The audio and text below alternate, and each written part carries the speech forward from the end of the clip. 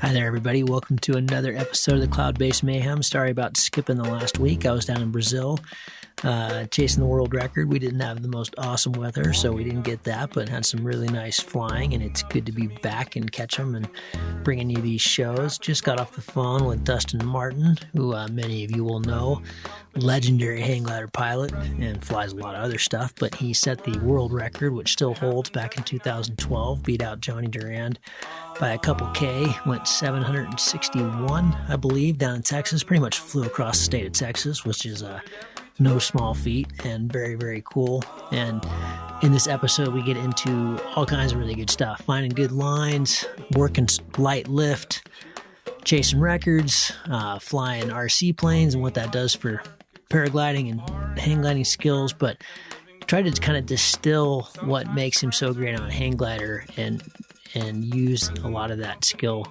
in the paragliding world. This is super relevant for everybody that flies anything, but yeah, I think you're going to really dig it. Before we get into it, I just wanted to put out a couple little housekeeping items. First, I wanted to say a couple things for a couple of my own personal sponsors. These aren't sponsors of the podcast, and this is always, as always, a listener-supported show. They're not involved with this show at all, but I just wanted to give these guys a shout-out because they're doing cool things. The first is a company here, small company here called Play Hard, Give Back, and Catch 'em, run by a father-son team. The Brendels, Jeff and Spencer, they make awesome trail mix. It's just the most amazing stuff, and these great kind of energy bars, and that is just terrific. I don't go anywhere without that stuff, so that alone is really cool. But they've also just partnered with a company who, for every package of trail mix that they sell, a full meal is donated to someone in need. And that's just in the States right now, but it's a really cool program and a great way to give back. That's what the company is all about. Play hard, give back. They do all kinds of other great social work and social causes stuff, and just awesome to see. As most of you know, I'm real involved with Patagonia. I really dig being involved with companies that are giving back and doing the right thing with the money that they bring in, and this is one of them. So check them out, especially if you're in the States. You can order it online, playhardgiveback.com. Doing really cool stuff. One of these purchases you can feel really good about. The other one is On It. Many of you that follow the X-Alps probably saw the big logo on my wing, On It. That's Joe Rogan's company. You guys will know from comedy and from UFC and all kinds of stuff. But On It makes, among other things, kettlebells and ropes and all kinds of stuff for torturing yourself in the gym. But they also make really good supplements. And my trainer, Ben Abruzzo, put me on this stuff about 18 months ago called Total Primate Care. They've got great stuff, great supplements, but this Total Primate Care is something that he started taking a while back. Noticed that he never got sick after he did, and then put me on it because after all the years on the boat, my immune system's kind of taxed, and I definitely tend to get cold and stuff, especially in the winter this time of year. And he put me on it because we couldn't really afford me getting sick during training for the X-Alps. I couldn't afford any downtime, and it's just amazing. So check them out too. They're worth taking a look at. That's On It, ONNIT.com. First heard about them on the Tim Ferriss show. They make some really cool stuff. Very progressive, cool company, making great things, and worth checking out. So check out both those. Spotify playlist. I mentioned this in the last show, but we are keeping track of all our music. We've gotten a lot of requests over the months for, hey, what was the music on that one show? All of them are now on our playlist, which you can find on Spotify under Cloud-Based Mayhem. You can also find those links on our Facebook page, Cloud-Based Mayhem, or on the website, cloudbasedmayhem.com. And then we've still got this giveaway going. I'm going to take this on for another month. I've got the Power Traveler battery, got brand new 2015 X-Alps, never used, still in the package. So really cool battery. I think it's like 8,000 milliamps. Might be wrong there, but it's close to that. So for bivvy flying or for just flying all day, want to keep your phone going, that's a great little thing. I've also got a Flymaster, an older one, but still works great, B1. And I've got the NOCO 5-watt solar charger. So in my experience, that's not quite enough to power you through a bivvy trip, but definitely enough to keep your phone going, or, for shorter bivvy trips, no problem. It's pretty light, nice little unit, kind of like the Goal Zero units. So what we're going to do for those giveaways is for just those of you who pass this around. What this show is all about is kind of spreading knowledge trying to keep our community safer. So if you put it out on Facebook or Instagram or however you share your stuff, just make sure that I know about it. And if you say something crafty or cool, or like, hey man, you got to listen to this, but in a funny, good way, I'll pick it up and you'll be in to win one of those cool things. So appreciate that. And then finally, social media help. I put that out in one of the previous shows that we could use some social media help for just getting this out in more places, getting the show out in more places. I've got a few people now on that task in the UK and in Europe. We're still looking for somebody in North America. I think we're pretty covered in Australia, New Zealand, and Asia, but I could use some help just in the, the FB, the Facebook forums, or groups and clubs and that kind of thing. There's a lot of them in the States and in Canada. Not nearly as many in Europe, but as there are in Europe, but there's a ton, and that would be super helpful. So if you can't afford supporting the show financially, as always, all we ask for is $1 a show. That's a great way to do it, and I'd really appreciate it. Just reach out to me via email. You can find that on cloudbasedmayhem.com. So yeah, let's get into it. Really cool talk by the current world record holder, 761 Ks, Dustin Martin. Very good friends with the guy I was just flying with down in Brazil, Jeff Shapiro. And I talked to Jeff before knowing I was going to be talking to Dustin about several things that we bring up in this talk. There's a lot here to glean as PG pilots from these hang gliders that have been doing it for a long time. Dustin's quite a bit younger than me. It's not like he's one of these older pilots, but he's been at it a long time. He's been going hard and super passionate about it. You can tell in this talk that he's got a lot of passion and love for this sport, and there's a lot to learn here, a lot to enjoy. So enjoy.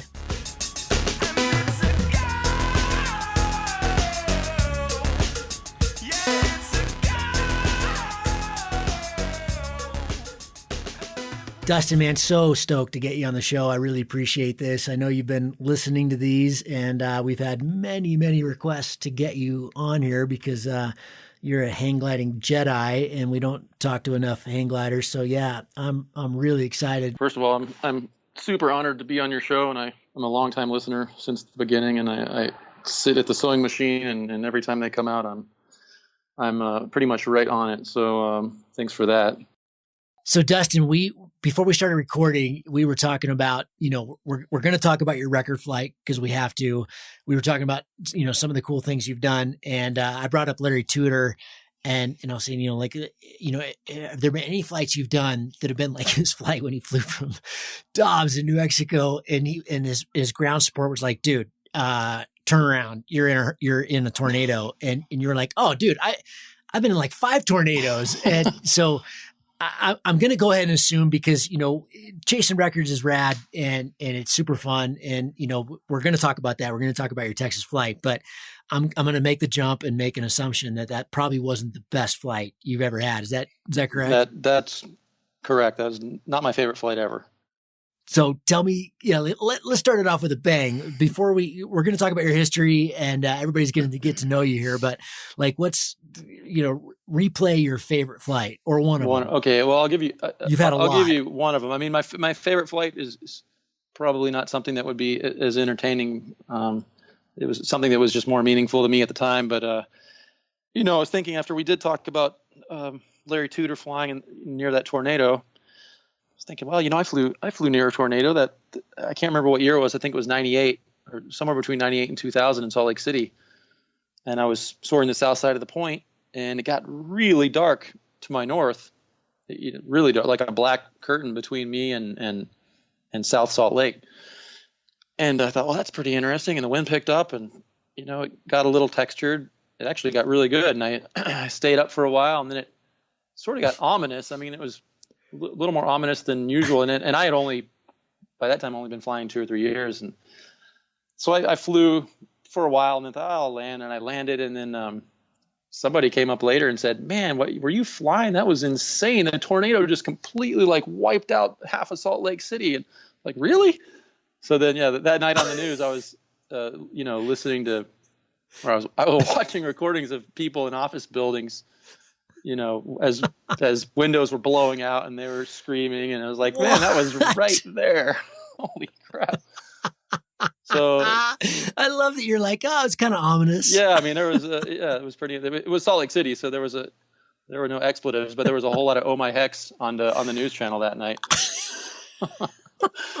And then so I'm thinking about that. I mean, we talked about that, and I was thinking, wow, was that the only tornado? And then I realized, well, actually, that wasn't the only tornado. There was a time, I don't remember when, a few years later, when I was flying up at a sailport in North Phoenix, and it got really ominous again. But I kept flying for a while. I was like, well, I'm just going to keep flying. I've done this before. So I was flying. It got pretty windy. Actually got pretty sweet again. That's kind of like what happens. And then it was obviously time to land. So I landed just in time for a huge, just like a, monumental gust front to come through right after I landed.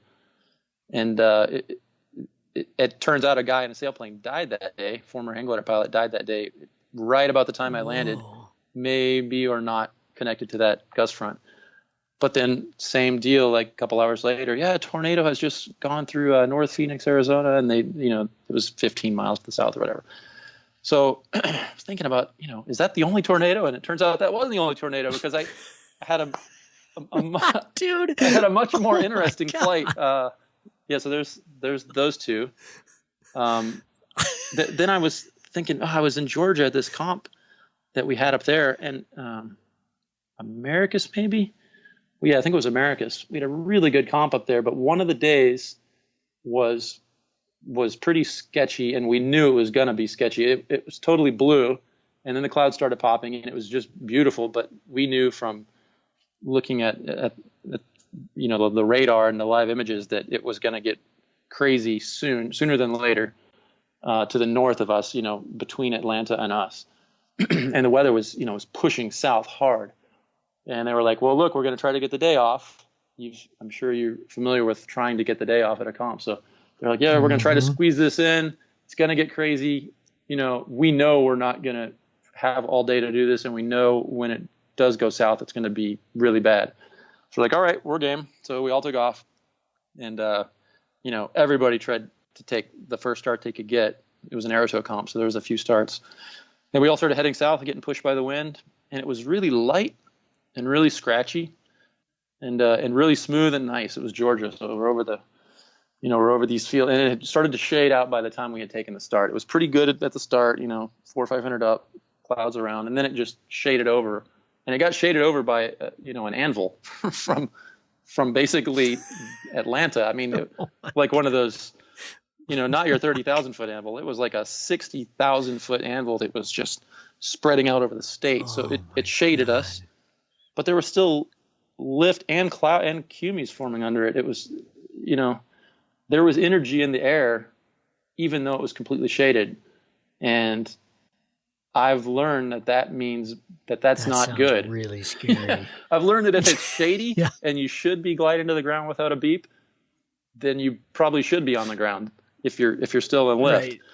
So it was really good. It got scratchy for a while, and then suddenly it's like, well, actually, I think this is going to work. And we're in 2s and 3s, and suddenly 400 and 500 up, and it's just fine. But it's a little bit, hazy, a little bit humid. It's humid, so you can't see very far, but you could see it's like black and purple and green and whatever behind, to the north.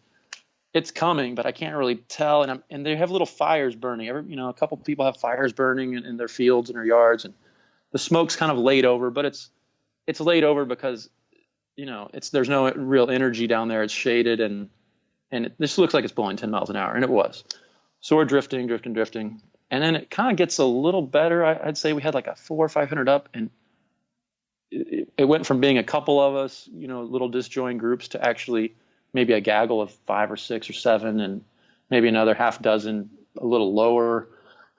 And we went over this town. We were probably 20 miles from the start, and finally a good thermal, and we're actually going to get to base. It looks good. So there I am. I'm climbing 400 or 500 feet a minute. And I remember the feeling from a flight I did, I don't know, like in 2000 down here. I flew from Phoenix down to the Mexican border, and I was flying towards a line of thunderstorms because they were right on the border. It was monsoon season, and I was just going to go as close as I could. I didn't know much at that time about how far gust fronts could go from the storms, and how that would feel and what it would look like. But at the time on that flight in Arizona, I got I was gliding in this amazingly smooth air in the shade of an anvil, a similar story. And then I just got smacked by this really cold, moist, really sweet smelling air. And I was like, oh, I know that smell. That's what I smell right when a gust front usually hits me on the ground. But I had gotten hit in the air, and I knew it took a second, but I realized, that it's kind of they hit kind of in a wedge shape. So they, typically they kind of have a little, like the scoop on the front of a train. They hit the ground a little earlier than they do higher up. So I realized at that point that it was under me already, and I just hadn't noticed. And so the fact that it hit me now meant I was totally screwed. But at that time, I didn't know. So on that Arizona flight, I spiraled down and landed in it. And that was stupid. And I ended up like in this riverbed that wasn't quite aligned with the wind, a really deep riverbed. And I, dropped a wing right as I wasn't going to flare. I was flying like 30 and 35 miles an hour, and I touched down and dropped the wing and spun around. I had a really big glider. It was kind of out of control. But nothing happened. That was all fine. But I learned my lesson. So here I am in Georgia, and I get that really humid, nice, cool feeling smack in the face. And I was like, oh man, because I already knew I was like dancing on the line here. I'm like, well, I just need to go away from this thing. And we were getting pushed away from it pretty fast. And I was like, I just need to go away from it. And I felt this. I'm like, oh Jesus. And I looked down, and I realized it had snuck up on me again. I just, because there's no dirt. It's Georgia. You can't tell until it's almost there. And it's a comp. So that's what was going to happen. And that was either going to happen or it wasn't. And it happened, and I got caught off guard. So then I looked down at that moment, and of course the leading edge of it was already miles beyond me and under me. And I was like, oh Jesus. But it was the real deal this time. It was like, ooh, I would guess 40 miles an hour plus on the ground. Really, smooth, laminar, but there was tall trees and buildings from this town, and I was like, oh Jesus, I was proper. And there's a bunch of you in the air? I would say there's probably 15 that I could see around me within a mile or two. I was like properly terrified at that point. So the first reaction that's almost uncontrollable is to straighten out from the thermal and pull in, and you just want to go. And I did that. And it only took me about half a second to go, I need to stay in this thermal, because it's not going to help me to go down. I mean, it's just not going to help, especially like the beginning of when the gust front hits always seems to be the worst when you're on the ground. I mean, it always dissipates at some point. So I thought, I need to get to base, which is a really hard thing to do when you're looking on the ground. And this wasn't like a normal. That's terrifying. I didn't just see trees moving and smoke laying flat. I saw there was a circle farm that was just dirt just downwind of that town, a huge Georgia size, like I'm going to guess it was probably a solid 3/4 mile, diameter circle, just huge circle of dirt. And it was covered in a fine layer, probably 10 foot deep, of blowing dust. You couldn't see the field anymore. You could just see what looked like a roiling. It could have been 1,000 feet thick or 10 feet thick, but I could tell by the trees around that it was 10 feet thick, and it was just roiling over this field. I'm like, oh my God, this is not good. So I was like, Jesus. And I started thermal, and I got to, I eventually did get to base. And during that time between, deciding to climb and getting to base, I watched a few guys, maybe 5 or 6 guys, spiral down in this and land in that field. And they were, you could just tell that you could look at a glider and tell that it's going fast just by the way it's moving. And these guys were pulled in and hauling ass and completely stationary over the field. And then right as they get, down to 15 feet, they would just disappear. I'm like, oh, Jesus, this is bad. Oh, man. And, they all those guys ended up fine. I mean, it would have been a very high speed backwards landing in a paraglider. It was pretty gnarly, but they had good terrain. So I was scared, because we knew from the reports that morning that this wasn't just a thunderstorm. This was a line of craziness and tornadoes, and we were in Tornado Alley, and we knew what was coming. So I was like, I need to get the hell out of here. And I topped out, and basically at that point, just. Did anybody else do what you did? Were you solo now? Did anybody else go up, or did they all ditch it? My memory's not 100% on that, but I'm pretty sure that I know pilots ended up further than me that day, a couple of pilots, and I know, well, maybe only one or two, and I can't remember anybody exactly with me doing that same thing. I can't. They may have all attempted to land, but I mean, I was 5,000 or 6,000 feet above the ground, and I could see, 60-foot tall trees moving, shaking violently from a mile above them. It was clear. I didn't have to focus on them. I could just see them. I was like, oh, Jesus Christ. So I went past that field. I crossed a couple of rivers, and, nothing looked at that point when you're looking at 40-mile-an-hour wind, suddenly what is flatlands doesn't look so flat anymore. You notice every tree line and every little building. You're like, oh, Jesus. So I kept going and going, and I basically, even though the race was clearly canceled and over in my mind, I still was like, I need to go as efficiently and quickly as race fast as I can possibly make this go, as far as I can go until I can't go anymore. And maybe I could outrun it. And I was pretty sure I could outrun the thing, because I'm going to be able to make 25, 30 miles an hour speed plus whatever tailwind I'm in. So I was like, sure, I could outrun it. And I spent the next probably close to an hour and a half, 2 hours going as fast as I possibly could, not getting stuck, getting 500, 600, 700s, getting really good lines, staying at base, running streets, all the while not able to outrun this thing. And I got out into some sunshine, which made me feel safe somehow, but that didn't mean anything. So I came in and, I was all the way till about 200 feet above the ground. It was a solid 40 miles an hour. And I was freaking terrified, because for us, it's not really about landing backwards. It's about, marginal lateral control, and, just getting turned. And you can't afford to get turned with wind like that. So coming in, it's probably 40. And then just suddenly at I don't know, 200 feet or something, I was in some kind of gradient or something, and it just ratcheted down to maybe 20 miles an hour on the ground. And I had, a turbulent, breezy landing, which felt like a midday windy landing. And I pulled it off, and that was that. And so basically I outran the meat of it, got picked, it was windy enough that I kind of had to pay attention on the ground, handling the thing to not get flipped over, but it never got worse. I got far enough away that storm never really, I wasn't in danger of being killed by the storm.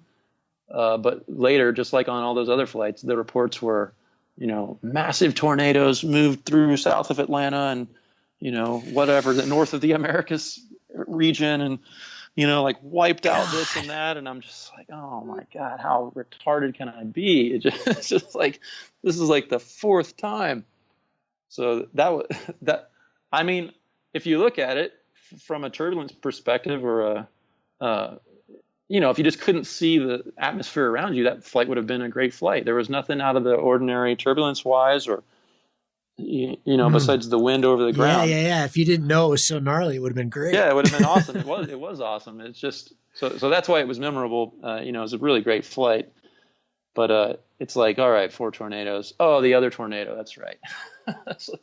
So oh my God. That was a really cool flight, but the only other tornado I can remember. And so I when we first talked about this, I remembered 2, and I thought, oh yeah, 2, that's stupid. I can't believe I've been in the air with 2 tornadoes. And then I quickly realized, oh, there's another one. Turns out. There's a 4th one. So that means there's probably more, and I just can't remember them. But this 4th one was at Quest when I was flying tandems, and it was just a guy that came he came on kind of a ridiculous day. We thought, well, for sure, we don't even have to cancel. He'll just not show up. He showed up, and we did the flight. I mean, it was kind of a skeleton crew. So we're like, yeah, we'll do it. We don't care. We'll fly in anything. So we took him up, and it was closing in around us in a very serious way, and kind of wedging in around us. We're like, we might need to spiral down and land right now. And we did. And, we pulled it off. We got our 15, 20-minute flight, and there was this one had bolts of lightning right next to us, this typical, searing light in your eye and full on fear. And that field's really sketchy in wind. In a tandem, it's not quite as bad, but we pulled that off. And yeah, I remember that guy. Did you do the Bill Murray? Like, I don't think the heavy stuff's coming down for quite some time. Well, I was like, hey man, we do this all the time. We're only minutes from the ground at any time. We could, and he kept asking, are you sure? Are you sure? But we knew he was game. He wasn't scared. And I was like, yeah, I'm sure. And, we kind of were, but you can't predict. Well, I guess you could predict there would be lightning, but we didn't want to think about that. And that's what we landed really was the lightning. It was just getting kind of out of hand. So, yeah, that was my fault and maybe the tow pilot. But me and her, we laughed about it afterwards because he tipped us a lot of money. I can't remember what we might have gotten like a $200 tip for that flight. We came out just for that one flight.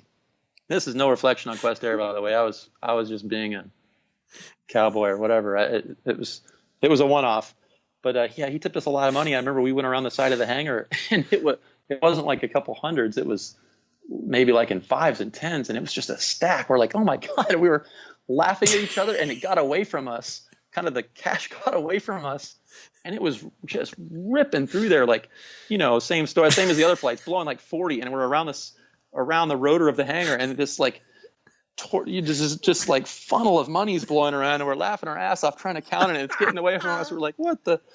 So yeah, I'm kind of a tornado magnet. But the whole thing was a tornado that day had rolled through Leesburg, so 15 miles north of us, right at the moment we were in the air. Listeners, I promise that as the show develops here, we will have advice that actually will help. Don't do this. If you don't learn it the first time, you'll learn it the fifth time, maybe. That is awesome. Oh my God. Okay, so before we started recording, you also mentioned we could keep talking about tornadoes, but I'm hoping that's near the end. That's almost I can remember. Yeah. You were talking about some flights you had, or maybe a flight in Ecuador, where you said it would be hard to keep the 4-letter words out of the story. Can we let's do that before we get into your history? All right. I mean, the theme of that competition, by the way, just finished, and Raul, who organized that competition during those days, was the winner, and that was like 2-3 days ago. So.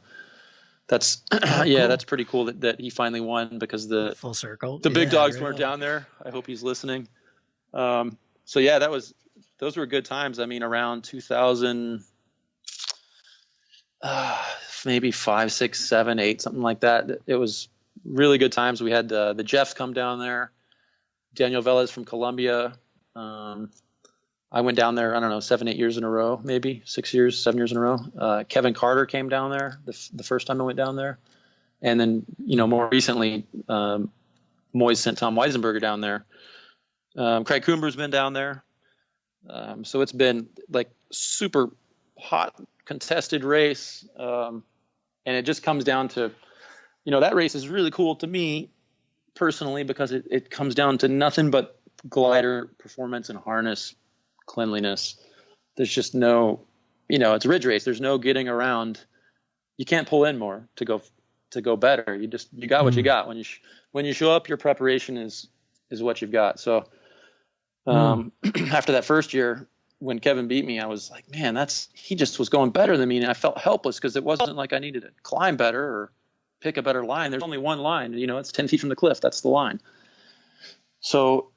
Yeah, each year I successively was adding things, a little, just more ballast. How much ballast can you possibly launch with and land with safely? And, airfoil, little extruded rubber airfoil covers for the side wires, and little carbon fiber bits to cover all the hardware that sticks out on the glider and the airflow, and just, crazy helmets that look like time trial bike stuff with visors and, all sorts of textured speed sleeves like they use for swimming and all that, just crazy stuff. So it's interesting to see the performance difference in a really controlled environment like that. But so yeah, it was pretty funny. The Jeffs they came down, Jeff Shapiro and Jeff O'Brien and Craig Coomber all came down maybe 3-4 years into that string of really fun events. It gained some notoriety, and I was like, guys, you got to come down here. And they were like, all right, finally, they're like, all right, we're going to come down there. And yeah, it ended up, so we were really worried about Craig because Craig is always been known as amazing on the ridge. Like, he's unbeatable.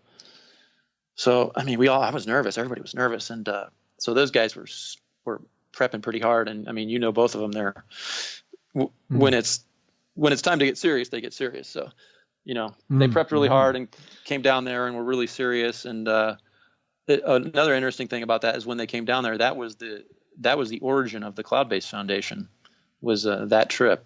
Oh, wow. Yeah, so they came down and we sort of toured Guayaquil. That's where we based out of and flew into because Raul lives there. And we went to some pretty harsh areas, you know, some definitely less fortunate spots in a big way. And, you know, they both saw that. And another guy, Ricker, was down there. And, you know, I don't know if you've heard about Ricker Goldsboro and how he helped start that. But yeah, that was sort of the initiation of the Cloud-Based Foundation, which is why it's. I didn't know. Yeah, so that's why it had a big connection to Kanoa and that school down there. So yeah, we'd fly in Guayaquil for a couple of days, and then we go to Kanoa and start practicing on the beach. And yeah, it's pretty funny. It's kind of a unique spot to fly. It's really smooth air, but the launch looks really good too. It's just picture perfect, except for right below it's got a little bit of a concave, a little bit of a hole, yeah, I've heard about that. A little spot that you can't believe in 10 miles an hour wind that it's going to do anything, but it's just amazing, the turbulence right off, you know, on your last step. So I remember telling, Jeff O'Brien, who was at the time in Salt Lake City flying the point every day in a lot of wind, I was like, you got to watch out for this little spot. And he pretty much was saying, like, I got it, bro. Yeah, whatever. I got this. Yeah. I got it, bro. And there's a picture of him just about dragging the wing while hugging one down tube all the way to the side. We talked about it later, and he's like, "Man, that was pretty much like you said. That was insane." And wow. I heard that part. I heard that spot was tricky. Everybody was talking about before the World Cup this time that it's a dicey launch. Yeah, it's a little sketchy, even for a paraglider. It's hard to get off there too, because you basically pull up, and I mean, it's like any spot where there's like a steep drop off. You pull up and there's not a lot of energy, so you got to put quite a bit of energy to get the wing up over your head. And right in the power band, it's almost hard to get the thing up with enough energy and then keep from having the thing or overflies you so hard that it almost like sucks you off before it plucks you. It's kind of kind of a weird spot. So yeah, we had some good times, and we were definitely, we all had our eyes on Craig, and we all wanted to beat him. I mean, that was the goal. We were Team Will's Wing, but that did not keep us from pinching each other against the cliff with like 3 feet between each other and the cliff, and while smiling. You know, I think it was O'Brien against Shapiro or somebody like that, basically flying underneath, you know, both 3 feet from the cliff, but flying underneath, giving the other person zero options, and just like looking over and smiling. It's like, bro, this is really serious. This is actually really serious here. So here's my middle finger. Have fun. Yeah. Well, it's really smooth air, but you're so close to the cliff to get right in that best line that, you know, you're playing with a little bit of wind gradient against the cliff, because you're so close that you're kind of in that lower speed wind area on your canyon, you know, on your cliffside wing. So when somebody, you know, pulls under you and then maybe slow, you know, pushes out in front of you to regain position and then wake you, it's not as funny as it sounded, you know. It's kind of like a really tense situation. So we did 3 days of that, and that's all really good. We all had, like is customary down there for all the gringos, we all had basically projectile diarrhea the entire week. And bed bugs and all sorts of unmentionable things happened. But you should ask the Jeffs about that. You should have Jeff O'Brien on. It's pretty crazy. The stories are legendary. But yeah, that's one of my favorite places to fly. I wouldn't want to fly there every day of my flying life, but to to go down there once a year. Survive. You wouldn't. Right. I don't have the intestinal strength for it, but it's an amazing, literally and figuratively. Yeah, it's an amazing race. So yeah, so the race ends. You do your it's about a 35-minute race or something like that. We average about 70 Ks an hour. Jesus. Over 35, 40 K course, something like that. Yeah, it's really fast. It's really low, and it's often terrifying, but it's very satisfying when you finish it. And at your lowest point, at your highest point during the race, you're maybe 100 meters over the ridge, and at your lowest point, you're about 15 meters over the beach. But it's not a beach; it's a highway with a power line between you and the beach. Whoa! Yeah, it's pretty. Radical. It's pretty nuts. So people have landed on the highway or crashed into the bushes against the base of the hill, and it's always worked out fine. But it's very tense, and it's been covered by Davis Straub. He might have been down there I think he was down there that year. I gotta talk to him too. Yeah, I mean he could tell you how tense it was. So yeah, you do the race, and the race is only 40 minutes, and it starts at 4 p.m.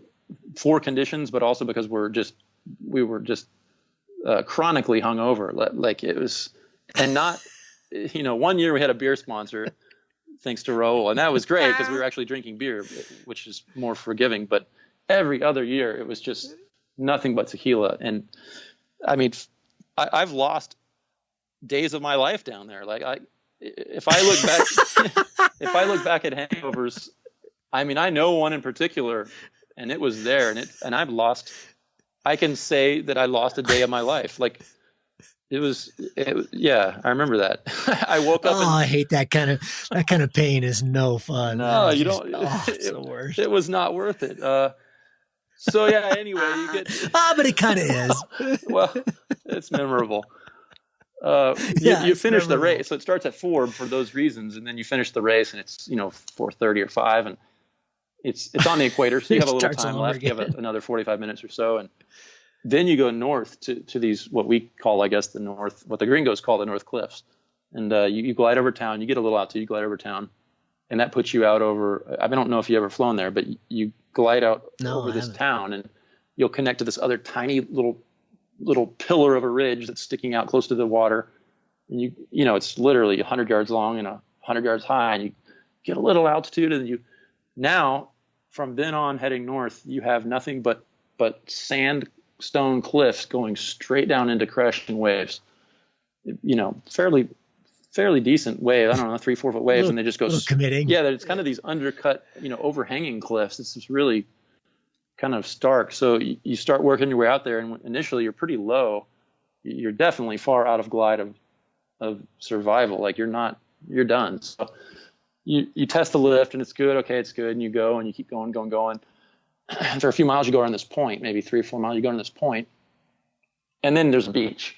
So you get around this point, which is sticking way out in the ocean, and you go around, and then there's a beach. So that's where we would typically go after the flight, because it's kind of straight into the wind, and it's right over the water. So it's, it goes right to the water. So it's really smooth there. You can do aerobatics, and it's really smooth. So we would go down there. I'd often go down there with Shapiro after the race, and we just fly around and do some loops, and you're 6 or 7, 8 miles from where you took off, and there's nothing. There's no trails down to that beach. There's no access, and high tide hits the cliff.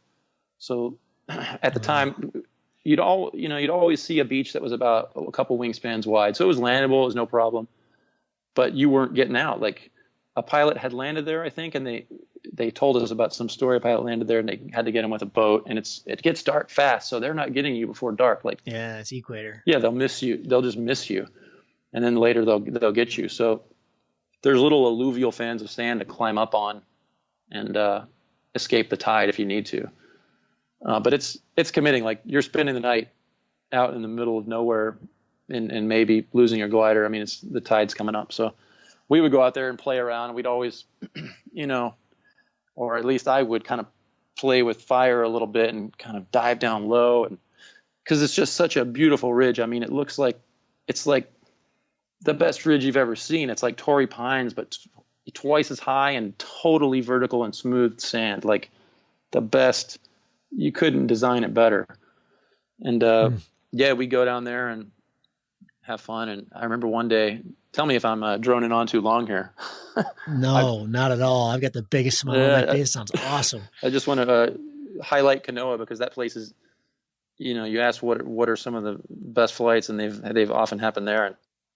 We went to this place when we were doing this sailing around the world thing. I don't remember what year that was, maybe 2010 or 2011. We ended up in São Miguel in the Azores, so 1,000 miles off from Portugal, and there's a solid flying community there. They have this big fly-in there every August, and we hooked in with one of the guys, Joao. He's still just an awesome friend, and we would go to this beach. We went there every day for 30 days, and he kept saying, like, when it lines up here, this is the place. You guys are going to dig it. And, it was 29 days and it never lined up. We'd go over there and, oh, fuck, it didn't work again. And, but it's just this, there was a picture and outside, you might have seen it, but it sounds exactly like that, because when it's right, it's so right. And I mean, you're flying over the ocean against this cliff where if the wind changes like 30 degrees, or if it just dies suddenly, you're going in the ocean. Yeah. There's no bailout. It's the Atlantic Ocean. I mean, it's not, you're not like kind of landing in some water and you're going to swim in. I mean, it's just sheer cliffs as far as you can see. And it just, oh my God. But when it finally lined up, the 30th day we went there, and it was one of the most magical flights. I mean, no cross country, nothing really. I mean, because the conditions were perfect, it wasn't really that rad or gnarly. It was just like, oh my God, I can't believe I'm flying over the ocean. Yeah, there's something about that. I mean, obviously there's something about having to pay for mistakes. I mean, consequence definitely makes it more exciting. I mean, at obviously at your stage and at my stage, that's a measured decision. Sure. Yeah. But sure. I mean, we're making calculations, but that definitely shines a light on what you're doing and makes it more memorable. That's for sure. I mean, it sticks in the memory banks longer than those flights that have a giant farm field out in front of the hill, Yeah, totally. Hey, Dustin, before we jump into your history, you said something there that I wanted to ask about, because when I was just down in Brazil with Jeff, he had on one of these super flared helmets, really aerodynamic. And a couple months before I went to the X-Alps this year, I got a text from Larry Tudor. We talked about him, and he and I become friends, and I just loved talking to him on the podcast a bunch of months ago. And he was like, "Hey, dude, think about drag." And I was like, wait, what? And he was like, you cut down on drag. And I think this is something that you guys clearly think about a ton, because you're closer to the sailplane realm of things. But because I know you paraglide and you understand that too, like, are we missing out on something there? I mean, should we be thinking a lot more about that than we do? Because we don't wear helmets that are aerodynamic, and we don't worry too much about our clothing. I mean, we use pod harnesses, and, clearly, like with the new Xeno, I mean, clearly the manufacturers are thinking a lot about line drag and reducing lines. I mean, that's not a new thing, but are we missing something there?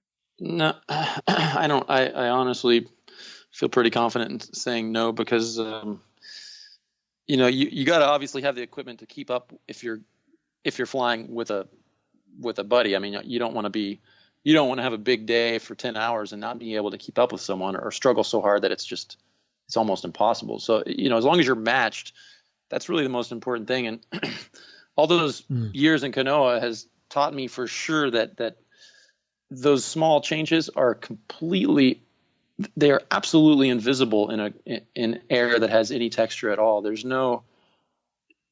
just absolutely no way to see those changes. And that's a kind of a contentious issue, because a lot of people are convinced that it is. And then they'll say, well, I was gliding next to so-and-so on this day, and he was 100 yards to my right, and he just totally killed me. And it's nothing but line, because after all those changes we made, and we don't just randomly make them. I mean, Steve Pearson from Willswing came out here to Arizona to our flight park, and we towed up in the winter.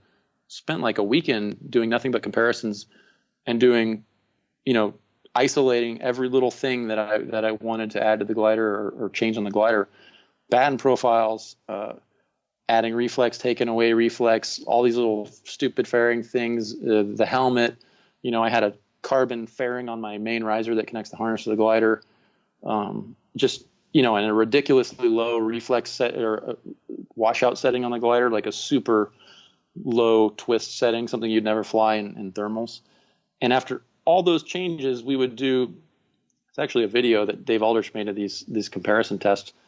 We do 3-minute glides, and the best of all of those modifications would work out to about a 5-foot height difference after 3 minutes. So there's just nothing. You can't just, when you control the glider a little bit sloppy and you get a little bit adverse yaw, it would kind of equalize us for a second. I'm like, oh man, now we got to glide 3 more minutes to see if there's actually any difference. And I'm talking about in winter smooth air. So, we glide 3 minutes, get a 5-foot difference, turn around, do it again at different speeds.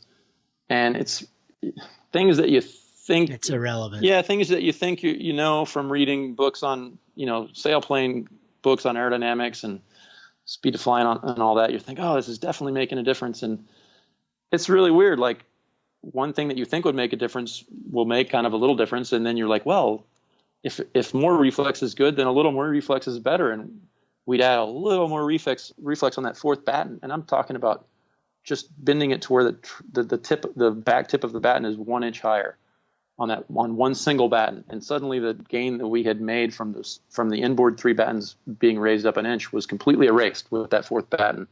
So clearly we were adding reflex too far outboard.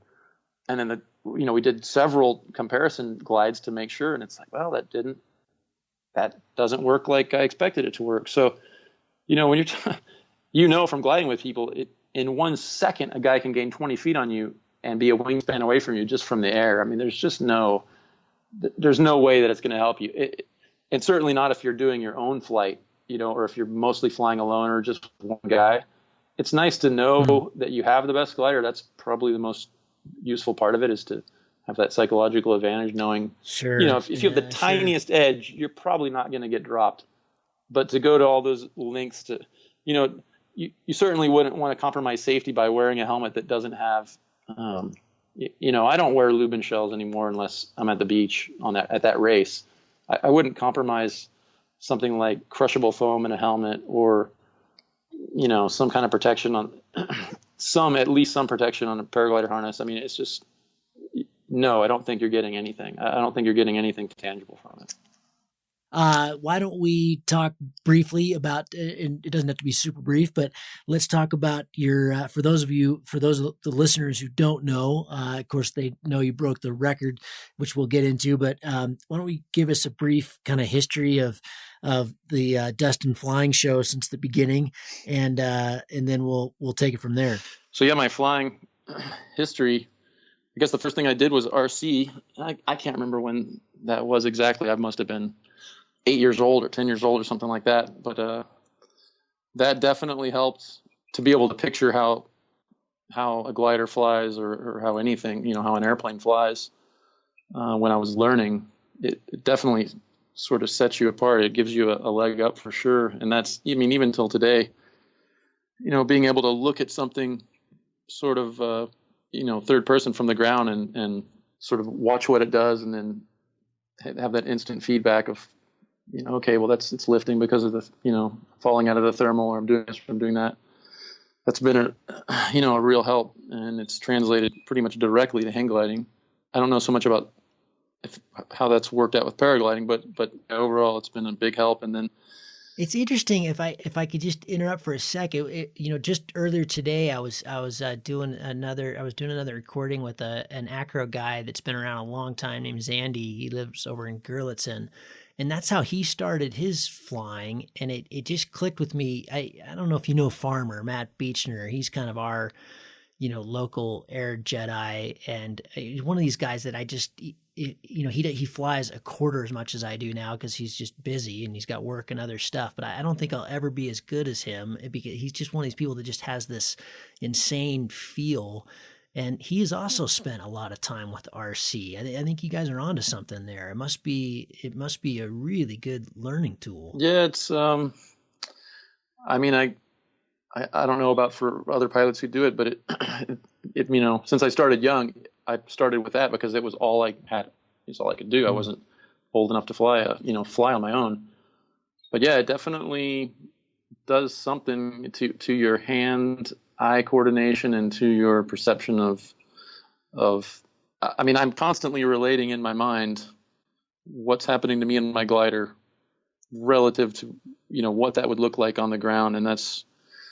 I mean, I don't know if that constantly helps me, but it for sure in centering thermals and finding beneficial lines and stuff like that, it's definitely helped. And I mean, I was pretty obsessed with it. I mean, I wasn't out flying the things 5 days or 6 days a week or whatever, but I do remember with a buddy that I taught to hang glide back in the 90s.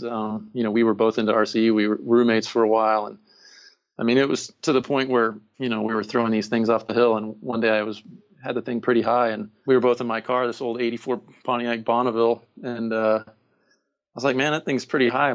I think we should probably just go ahead and try to fly it home. And he got in the driver's seat of that freaking land yacht, and I sat on the windowsill of the passenger seat, and we drove that thing down Ray Road for, I don't know, 7 or 8 miles, constantly losing sight of the glider, and then intermittently having the thing so low that we had to stop in the middle of traffic to like get a low save. And oh my God. Yeah, we eventually. You guys were like the original drone pilots. That is badass. We were. So we ended up, we did that a couple times, and yeah, it teaches you a lot about air and lines and not giving up. Like one of those times I just lost sight of it. I mean, when something gets so far away, it kind of just disappears into the pixels of your eyes. Mm-hmm. I mean, it was just gone. And, after a few minutes of looking for it, we're like, well, I guess we lost that one, and started driving home and saw the thing like spiraling out of control towards the ground over the freeway. We're like, oh, yeah, I guess we got it now. So then we flew home with it. So yeah, they have definitely factored in a positive way. To just my general feel. I don't know if that was, the only thing that, or what gave me a real advantage, but yeah, if I could do it again, I'd definitely start that way. It was really helpful. And give me some time and some reference. How old are you now, and when was that? So 37 now. And, that was all happening around. That was actually all happening around the time. The stories are when I just started hang gliding, maybe 2 or 3 years after I'd started hang gliding. I was fairly fully obsessed, actually. And but I probably started that when I was 8 or 10 or something like that. And then when I was 14, I had just about then moved out here full time to Arizona, and I started flying sailplanes. And I already knew about hang gliding in some way. I can't remember when I first saw or learned that it existed. It was definitely before that. It was probably when I was 10 or 12 years old. I do remember seeing like a Lookout Mountain advertisement or flyer or something relating to Lookout Mountain. I saw and knew about when I was young, but for some reason the sailplanes seemed like the way to go at the time. I maybe because of the model. So when I was 14, I got a job out here at this place called Estrella Sailport. And I just ran wings. I ran the wings when they took off, and that was good for 50 cents a tow. And I think maybe $2 an hour on top of that, $2.50 an hour. That's something like that. So I tried to take a flight or two at the end of each day, lesson with the instructors there. And so they would actually print me out a check each 2 weeks or each month with a negative value on it. I don't know if that was just an accounting thing or as a joke, but they always printed me out my negative check at the end of the month. Because you weren't making enough to pay for your flying time? No, definitely not. And so that went on for, I guess I soloed at 15 and I was pretty much into it, but I can't remember. I must have been about 15, and a guy came down there, and I had already, I was in high school, and I had already managed to find some books in the library about hang gliding, not by accident. I mean, I was looking, and I already knew about it. I can't remember the details, but a guy did come down there to the sailport flying a pretty clapped out old glider called a LAC. And that wasn't a very well made glider to start with, and it was a pretty clapped out version of it. And he wanted to sell me an equally scary hang glider because he heard that I was interested in hang gliding.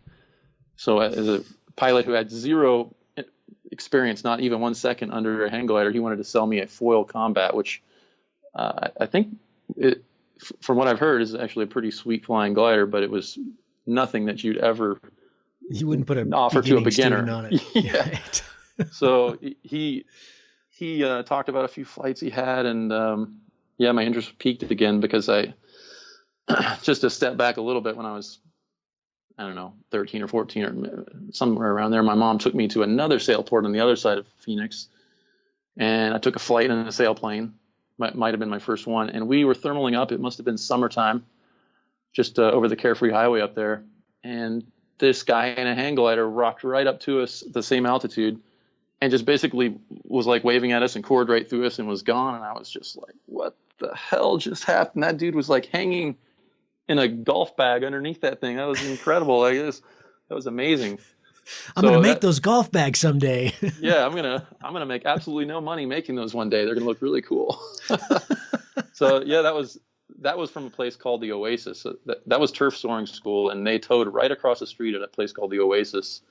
And that's when was that? That would have been 1990 or something. Hang gliding in Phoenix or in Arizona was kind of a big deal. They didn't just go out there on the weekends with one truck and a winch. They had lanes lined up and were running multiple lanes of tow trucks with winches and dune buggies with winches to get these guys up in the air. Holy shit. Really? Yeah, I mean, this was the era of Hans Heydrich and Bob Thompson and, the other Jeff Reynolds and Brad Lindsay. They were all, towing was the thing in Phoenix at the time. And there was a big community. I mean, it was kind of I got in 96, and it was still an exciting thing. Like, it was big enough that the meetings always broke down into huge shouting matches, like just with everybody. It seemed important at the time. There was a lot of people, and they were passionate about it, and there was always a fight. It was, in hindsight, that was all very cool, but at the time we thought we got to rein this in a little bit. This is not attracting new members. Yeah, we need to attract new members, and now it's just like we need anything. We don't care. A drag out fight every night would be preferable. So better than what you have. Yeah. Yeah. So yeah, that's basically how I started to learn about hang gliding. Was through a few little chance encounters. So yeah, I'm at Estrella Sailport. I soloed at 15, got my license at 16, and I probably would have gotten obsessed with that if the hang gliding hadn't completely derailed that. And so as soon as I took a look at hang gliding, which back then wasn't getting on the internet, it was looking at magazines and digging through the yellow pages, I found an instructor, and that was it. Like I went up there one weekend, and I already was like, well, the sailport is a waste of my time. And then I did 3 total weekends of 6 days of flying with this instructor Bill Holmes, who's still around instructing, and I was like, yep, this is it. So I was 100% obsessed, and managed to get myself fired from the sailport just for general jackassery. Or they didn't want to pay you negative money anymore, or what? Yeah, I'm actually still really good friends with all those guys. It was kind of for me it was kind of a joke, and I still go there once in a while and rent a sailplane out, and it's all good. But yeah, I guess they realized that my time was more important for me than giving it to them in a very selfish way. So I was like, well, I'm going to go hang gliding. So yeah, I learned with Bill Holmes, and yeah, that was that. I got my first hang glider just shortly after that, and just was completely obsessed for several years. This is 96. Yeah, 96, Okay. August 96, I took lessons, and, early 97, with a sort of a mentor of mine here in Phoenix, I found and purchased a Moyes XT 165, which turned out to be a pretty average glider for someone with my experience. I probably took about one step too far to, buying that thing, but it worked out fine. It was, looking at it now, I mean, it's just like any other sort of novice glider. I should have bought a Falcon or something like that, a single surface, but in the 90s in Phoenix, that just wasn't an option. I was gonna get the glider to beat all gliders if it was my, even though it was my first glider. Can you give me just because I'm so stupid when it comes to hang gliding, can you give me and the audience just a brief lesson on, single surface? Do they have ratings like paragliders have? From comp to real, to learning. Give us the 2-minute basic course on. For somebody that wants to learn how to hang glide, where do you start? Where do you end? What are the differences in single surface and those? Right. Everyone's probably aware of, single surface and double surface. So you've got a really simple single surface, top sail, which is essentially like a windsurf sail, and all the tubes are exposed basically. And that's the cheapest, the cheapest to build. Generally the sort of the most stable because of the increased cord length, so it's more resistant to sort of tumbling events. It's really damped. It's not unstable, and they don't have, so that would be considered a beginner glider, and they use beginner gliders also as training gliders. So it's slightly different than paragliding. You can have like a school wing, right, or you can have what someone would generally buy as a first wing. For us, it's pretty much the same. And that's only changed a little bit with Will's Wing. One of Will's Wing's latest gliders, the Alpha. So that could be considered really a school wing because it's just really slow and a little bit bigger than the larger Falcons. So it allows somebody on their first day to go a little bit slower and be a little bit less overwhelmed, as they're running headfirst down a hill. So yeah, what they would don't. The glide ratio be on that versus what you're flying in comps? Well, Will's Wing guys, I'm probably going to say it wrong, and they'll let me know. But I think a Falcon is probably, let's guess, like, who knows, like 6-1 or something like that. I mean, the Alpha's probably pretty similar. I mean, at that performance it's a level, paraglider, really. Yeah, it's depending on the paraglider. Yeah, it's. I mean, a low end paraglider. Yeah. Yeah, but it's a speed wing. Yeah, exactly. That goes really slow. Right. So it's really easy to fly. It's ideal. It's what I should have got as a first glider. It's what everybody should get as a first glider, and it's what I attempt to convince all of my students or the students where I tow that they should get as a first or even a second or a third glider. I mean, I wish I had one sitting here in my apartment too. But yeah, so one of your questions is, do they come with ratings? And they don't come with ratings like you're accustomed to. So those, new pilots may be looking for that and they may be confused, but I guess we that are already flying and are kind of in the market, we know that, an Alpha is a school glider, a Falcon is a really great first glider, or a tandem glider. The tandem models are generally a large version of like the beginner glider, just for handling and takeoff speed and landing speed, and because you're not trying to get performance with a tandem passenger. Then the next thing would be like a novice glider, and that's something like a Sport 2, and that's not an appropriate first glider for somebody straight out of lessons. I mean, it's easy to get in over your head, and it's really tempting to buy a glider that you think is going to carry you through whatever position in your flying career you think you want to get to before you have to buy a new glider. And it's I did it a little bit too, and it's kind of the wrong way. I mean, if I could go back, that's the only thing I would really change if I could go back was just the first glider I got. Yeah, after that you start getting into intermediate gliders, and then there's a huge range of intermediate gliders, and they all, by that point, they take about nearly the same skill level to fly as the absolute top of the line racing glider. So it's your choices are much more important in those first few years than they are later on. I mean, if you can successfully fly an intermediate glider, then you can most likely easily fly a topless glider. And what are the risks, Dustin, there that when as you step up to these much higher gliders, is it kind of synonymous with what's happened with with the paraglider? They just get way harder to recover. If you have a blowout, or cascades become just almost inevitable on a comp glider, and they're just more spanny, so they're faster, so things happen faster. Is it kind of the same? Is it the same speak? Is it the same trouble you have with it? I mean, I'd obviously see it you a guys little don't differently. fold up. They don't collapse.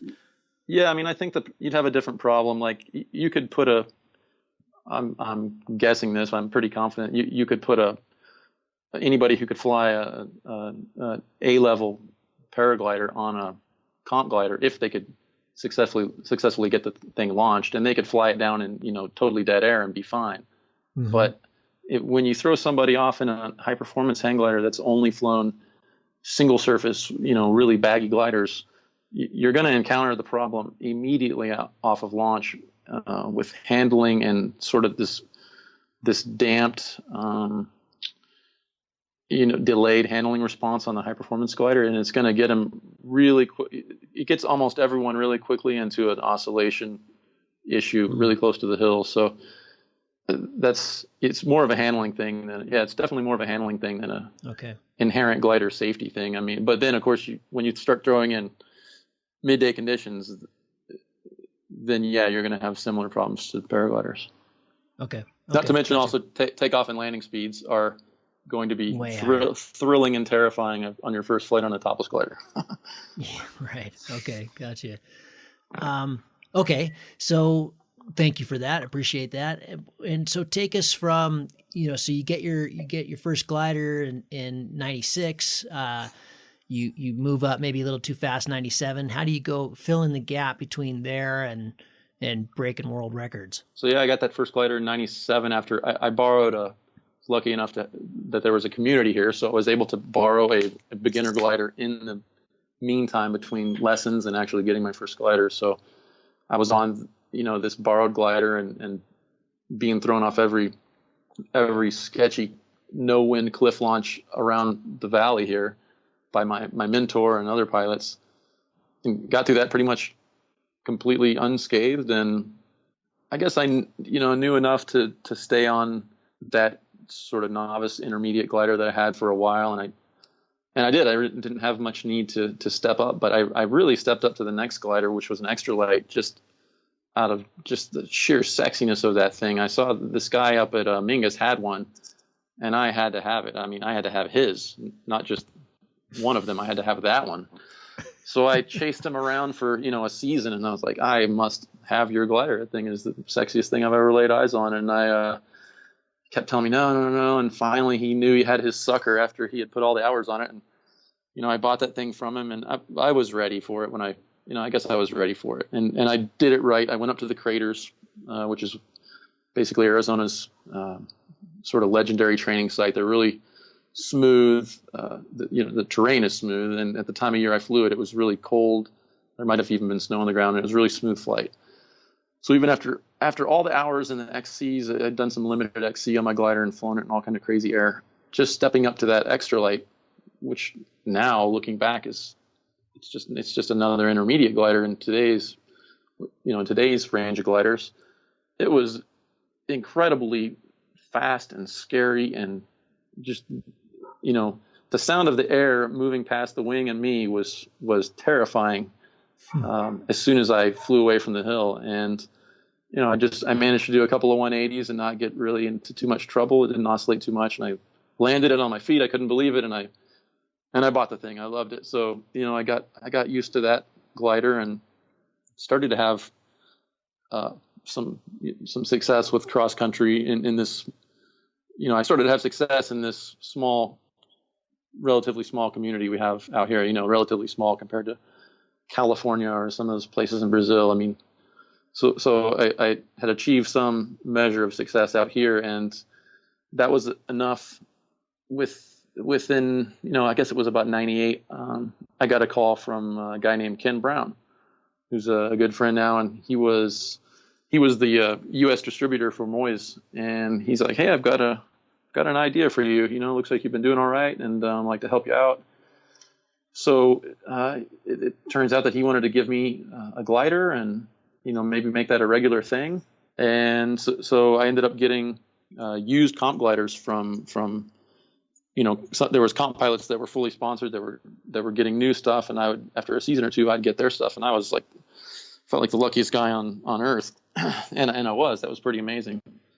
So I was getting pretty much top end equipment. That's right when the first good topless gliders were coming out, the first good ones. And what would a glider have costed? What's a retail topless glider in 2000 cost? Yeah, that probably would have been I probably $7 or $8 or something like that. Oh, so you were stoked. Yeah, there weren't all the carbon options, or maybe even actually any carbon options at that point in time.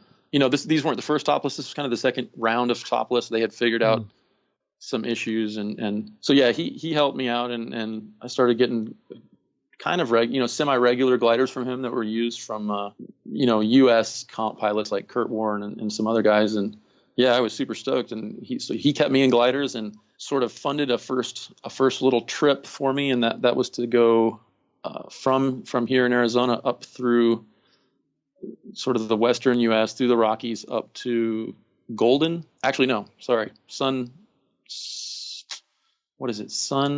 Peaks. I think it's called Sun Peaks. It's up in near Kamloops. Okay, yeah. So yeah, I drove up and I did. Stayed in Salt Lake City for a while.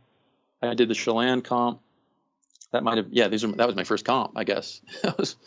Did Chelan. I might have done Dinosaur in that same period. Went up to Canada. I actually couldn't get into Canada. I had to spend the night at the border in a hotel because I didn't have I couldn't prove that I had enough money to get into Canada. and that still makes me nervous going in there these days for the same reason. So I showed up and they're like, well, that's, you're going to need more than whatever I had, $200 for 2 weeks. I was like, well, you don't know me. Right. So I went there and I accidentally drove to Golden. That was back in the day when you would just use an atlas to navigate. So I was going and the last thing I remember was that Golden was a place that they had competitions at. And for some reason that name stuck in my head, and I drove all the way to Golden, and that was a pretty amazing place. I think I ended up flying a day there, and yeah, that was pretty awesome. And then they're like, no, the comp's back in Kamloops. I'm like, oh, Jesus. Okay. So I turn around and freaking drive my Bonneville back. This is the most clapped out, old 84 Bonneville with like that fake pleather roof. It's just ridiculous. So it's like Chevy Chase mobile. Just ridiculous. You hit a speed bump and it just keeps going up and down for like half an hour. So I get to Kamloops, and yeah, I forget the guy's name, but he had organized this comp, and some of the Canadian stars were there, and some people from actually out of the across the ocean had come, and it seemed like a pretty big deal, and that was great flying. So I camped out for that week and had a great comp, and definitely learned a lot. I got my ass kicked by a New Zealand pilot that came up to do that comp. And I think I might have gotten second place there just by luck. I tend to I've had my best days, not my best comps, but my best days towards the beginning of a comp when I have the least expectation and definitely the lowest confidence in my ability. I tend to just slow the thing down and try to hang high and just let everyone else make decisions. And that's how I flew that whole comp, because I didn't know what I was doing. Yeah, so I got lucky and did well. And that guy, Jeff, did much better. He was a pretty crafty pilot and taught me by example a few little tricks about, popping into a cloud and hanging out while other people take the first start, and then popping out of the cloud on the other side and grabbing the next start. And, just little start games that I still haven't learned now 20 years later, I haven't learned what start to take and how to take it, and so it's ongoing. But yeah, that was all as a result of Kenny Brown sort of sponsoring me. And then I came back, and another topless was in development in Australia, and he's like, "Hey man, how would you feel about going to Australia?" I was like, "Oh my God, dude, I'm there." So he bought me a ticket, and it was sort of as a, I worked there under the table, obviously at the factory, and got paid enough to sort of survive, and did the winter, the North American winter comps there. And is that where you learned how to sew? So the guy here that helped in Phoenix that sort of helped me find that first glider and mentored me for a few years, he had a big industrial sewing machine and talked me into buying that thing from him. And I was like, well, I don't need it, but okay, the price is right. And I just started sewing on it and making stuff. And then, when I went to Australia, that was just 2 or 3 years later, I talked them into sort of letting me use the machines here and there after hours to sew a toe bridle or do whatever. And I could fake that I knew what I was doing well enough to let them grudgingly say, okay, he probably won't break the machine. And I did, and I, sewed a few little things, and that's, over the years, that's transformed into, making harnesses and stuff. I had the same thing with Willswing. I was like, yeah, I know how to use a machine. I'm not going to break it. And at that point, that was true when I joined Willswing. And thanks to them and a lot of time that's gone by, I've gotten better and better at sewing, and I've got more experience with how to do things right. And we've, over the years, done structural tests, and I get to just see the results of how certain stitch patterns hold. And, I guess that's what it takes, just a lot of experience. And obviously with Shapiro and the Covert project, that added a lot of experience. And when did so now we're about 2000. You're down in Oz. You're working with Moyes. When did it start? Was there kind of like an aha moment in there in terms of you mentioned kind of like in Kamloops, you mentioned a little bit of flying psychology, and just in terms of like, you've kind of identified like, oh, this is when I do well. But, how were you able to kind of accelerate maybe into the comp scene and big distances? Was it just kind of passion for it and just kept pushing it, or did something click? I was just going to say that it's nothing but just pure obsession. It's just being passionate. I mean, you can tell when somebody asks you, like, how can I get to this level, whether or not they're going to get there regardless of what they do, or whether they're going to get close to there because they really want it, but they're not passionate about it. And you just, anybody can be pretty good at it, but to get really good at it, and I honestly haven't ever made that. I haven't stepped up to whatever that level is of the, like Manfred and Christian, and I got to watch Alex Ploner make that step between about the time he was in Zapata. I don't remember what year that was, and when he obviously got really good and won a couple of worlds. There's some last plateau. I'm sure it's not the last, but the last demonstrated plateau we can see in the hang gliding world is to reach where they are. And I don't know how you get there. I mean, I suppose that you just stay obsessed. And, honestly, I lost that particular level of obsession, maybe for the better. I don't know. But I at the time it was, I could fly my local hill here 3 times a day. And that included 2 hours of driving round trip, to pick up the glider at the LZ and hike up and get the car. And that seemed totally normal to me. And it's just that those days are gone. But I'm super, super thankful for them. And yeah, so going back to Australia, I was fully obsessed. So I did the summer comps there, and had guys sort of Johnny was my age, and he was already good, and he's always been a little better than me, and he's just kept that spacing between us as the years have gone by. So I learned a lot from him. And there was a young guy named Joel Rebecki who unfortunately died after he went to Airborne Gliders and was helping to develop a glider there, and he just had launched a really sketchy day with a really strong and very cross wind at the coast, attempting to do basically a foot launch world record from the beach, as I heard it, attempting to launch off on a I don't know what kind of a frontal day it was, but clearly a nuking day at the beach, and I forget the name of the cliff, but it's up. You can forget the name of the town, but it's north of Sydney, up there where Airborne is based, I think.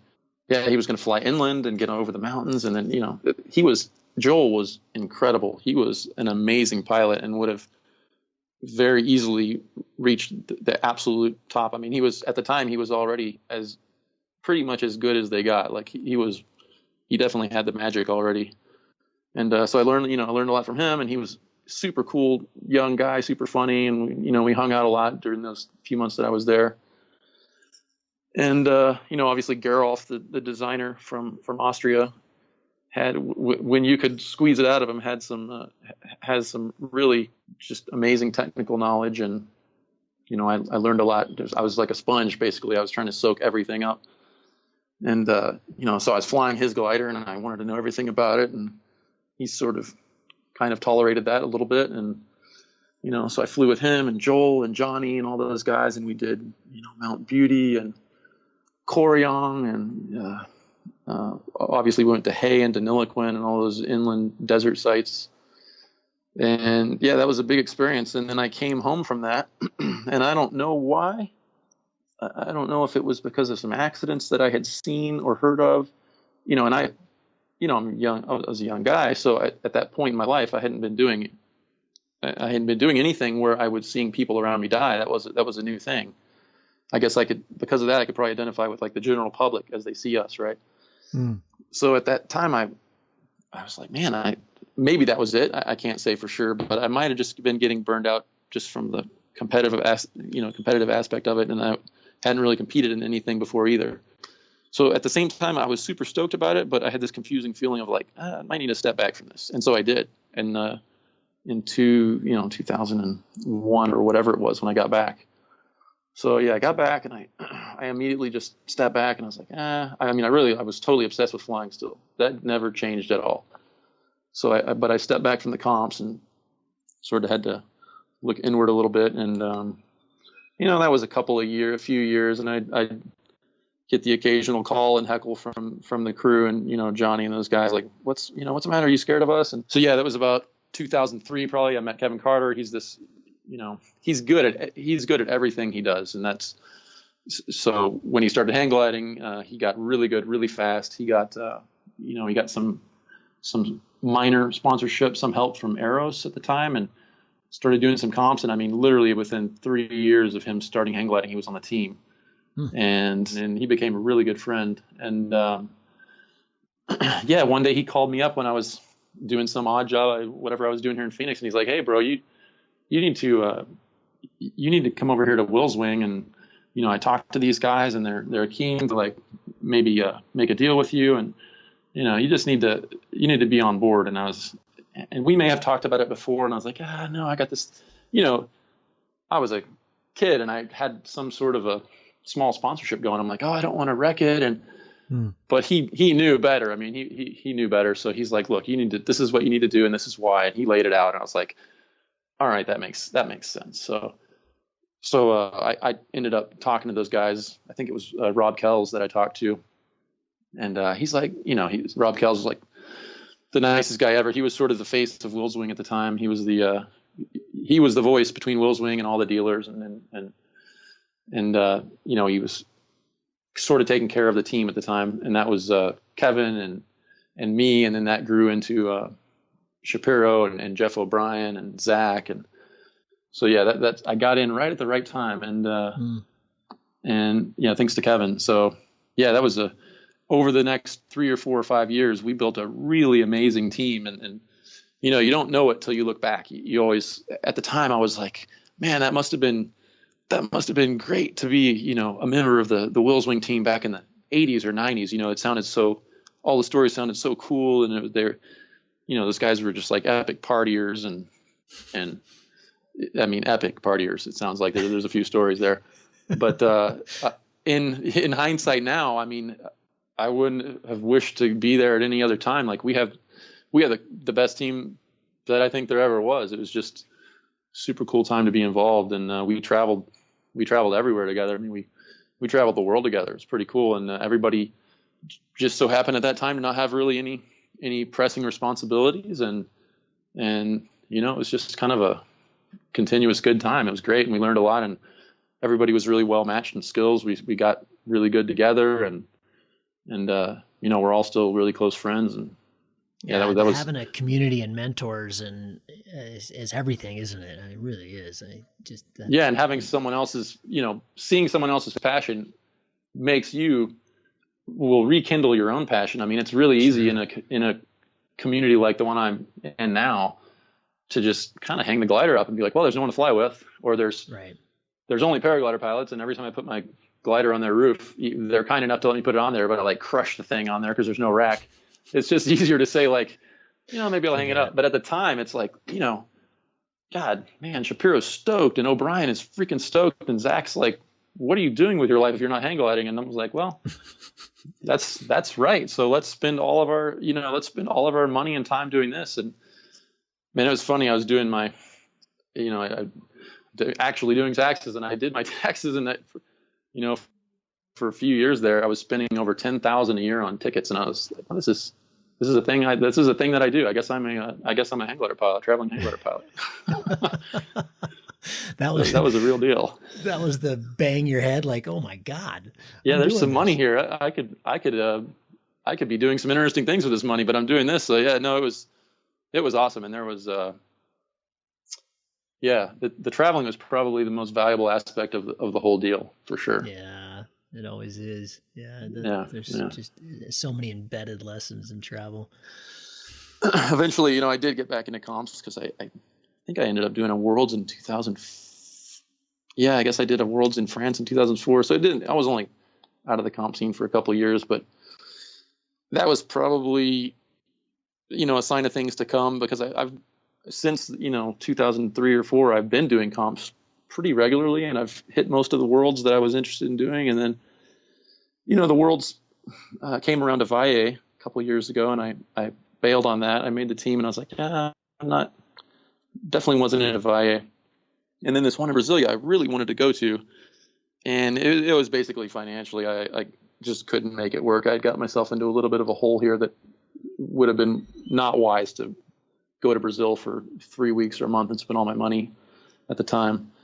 So I didn't regret it at all after hearing about the conditions there and just the gaggles. And I've had a general turn off to the bigger comps, Cat 1 and Cat 2 comps, and just I was at a Worlds in Italy, and the organization there, I just didn't like the way, I just didn't like the general feeling of the comp. It didn't feel peaceful, and it just wasn't benefiting me, at the time. So that's sort of brought me to today where I'm totally happy flying. I actually fly quite a bit less now just because of other things going on. But I'm super happy to fly. I see a good day and I want to go, but I don't have that urge to hit up the comps. It's not the obsession. Oh, I don't have that obsession to start with, and I definitely am not interested in Cat 1 or Cat 2 comps at the moment. Yeah, that could change as it has in the past. And so, how does that jive with 2012? Chasing. I mean, as you and I talked about before we started recording, I just got back from Brazil. I went down to fly to SEMA where, Rafael and Donizetti, those guys broke the world record last year. And man, it's brutal. I have so much respect for those guys because, you're waiting around in a terrible place for weeks with the chance of getting one flight, and that one flight, it's a crapshoot if you bomb out in the first 50K. And like happened last year, one of the best pilots in the world was on the ground 15K out, and the other guys went. They got it. And it's just brutal. It's the waiting game is. I think people imagine that, you go and it's fun, you're hanging out with your buds and the terrain's really cool. But I think Brazil's, from what I understand, it's like Texas. It's the real deal. I mean, there's fences and there's shit that can kill you. And especially in Texas, there's lots of people with guns. I mean, it's I wouldn't call it like a pleasurable experience. It's not like Well, yeah, I mean, that's an interesting contrast between that and comps. I don't have any problem with personal suffering. I mean, I'm from Phoenix. I can dig in the heat. I really don't care very much. And in fact, when I showed up in 2012, it was like 105 or something, 107. And it was a definite cool relief when I stepped out of my car compared to Phoenix. Right. Yeah. I was like, well, this is great. I could hang out here all day long. And, so yeah, the suffering doesn't really worry me, and the hours in the harness, I really don't care. I don't like being scared at all.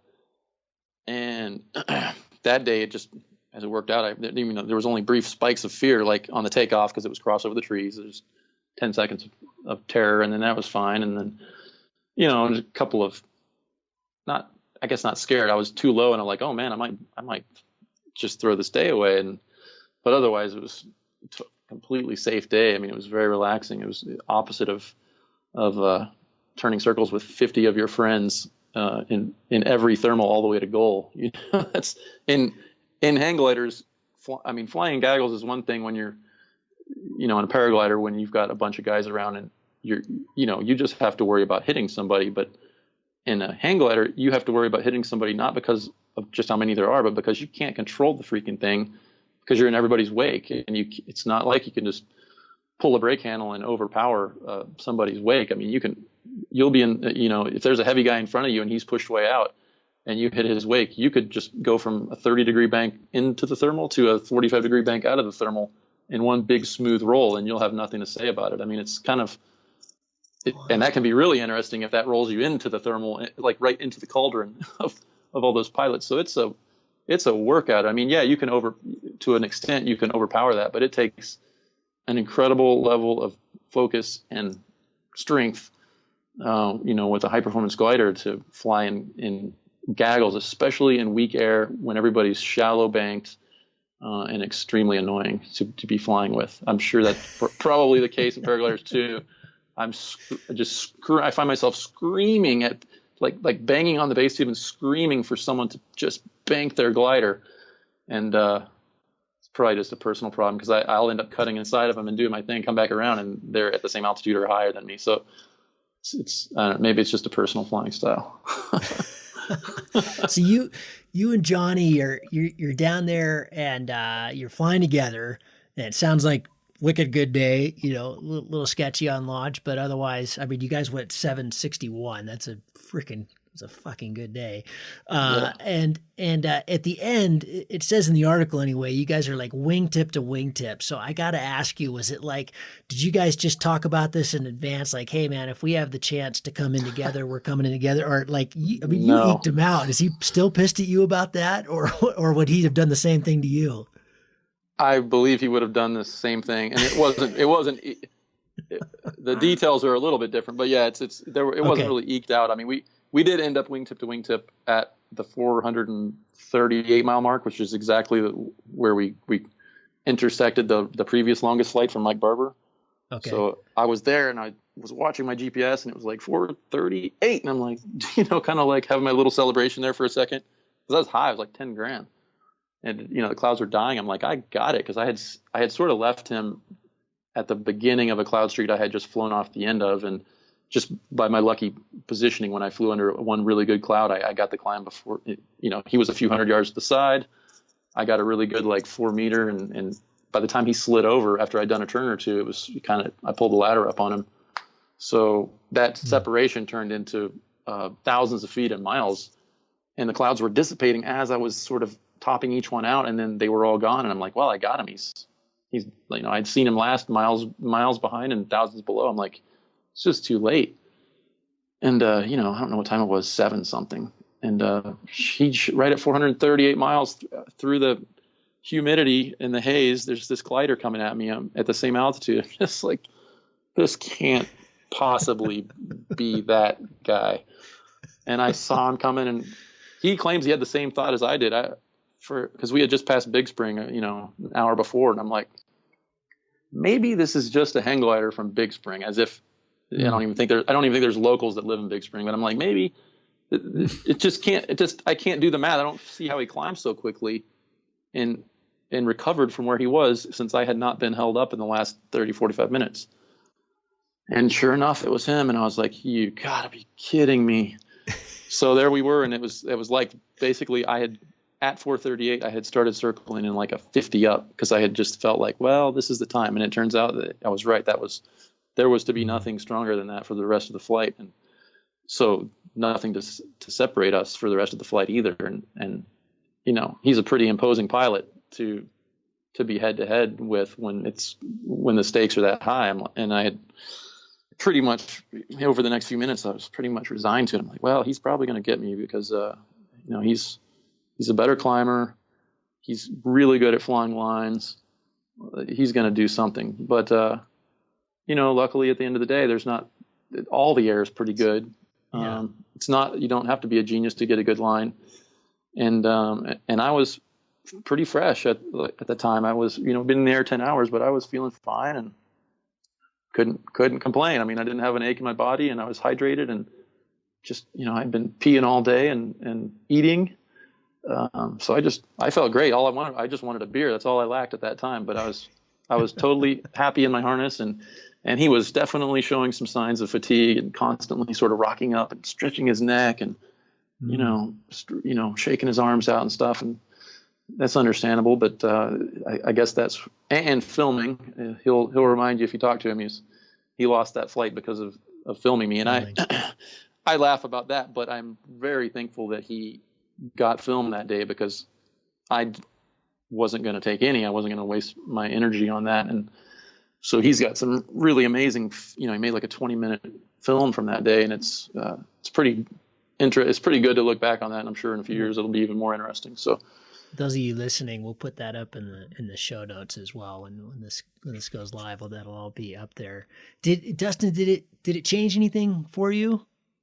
What's that? Getting the record. I mean, it hasn't been beaten. Well, just in terms of your career, passion, sponsorship, did it? You and I were talking beforehand that Johnny these days is kind of one of the only ones who's really making a living from the flying side of it. You're making a living from sewing and being involved with the companies and that kind of thing. But, he's really kind of gotten it figured out, which is tough to do in hang gliding now, as I understand, because it's just, it's not the rage that it once was. I mean, it's hard enough to do in paragliding.